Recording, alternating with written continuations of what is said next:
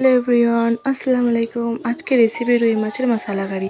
ফার্স্টে মাছগুলোকে মশলা মাখিয়ে ভালো করে ভেজে নিতে হবে। তারপর একটা মিক্সিতে 2 চামচ গোটা ধনে, গোটা জিরে, গোটা সর্ষে দিয়ে কিছু রসুন, আদা আর লঙ্কা, চাইলে ধনেপাতাও অ্যাড করতে পারেন আপনারা, কিন্তু আমি এখানে করিনি। দিয়ে ভালো করে মিক্স করে নিতে হবে।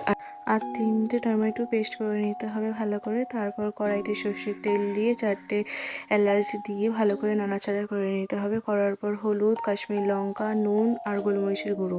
ফার্স্ট তেলেতে লঙ্কা আর হলুদ গুঁড়োটা দিয়ে মিক্স করে নিতে হবে। দিয়ে তারপরে যে মিক্সটা করেছিলাম ওইটা দিয়ে ভালো করে নাড়াচাড়া করতে হবে। করার পর গোলমরিচের গুঁড়োটা দিয়ে টমেটো পেস্টটা দিয়ে ভালো করে নাড়াচাড়া করতে হবে। করার পর যে মশলা থেকে এরকম তেল বেরিয়ে আসলে পরে 2 কাপ মতো পানি দিয়ে দিতে হবে। পানি দেওয়ার পর নাড়াচাড়া করে আমি এখানে 4 পিস মাছ দিয়েছি, আপনারা আপনাদের ইচ্ছা মতো দিতে পারেন।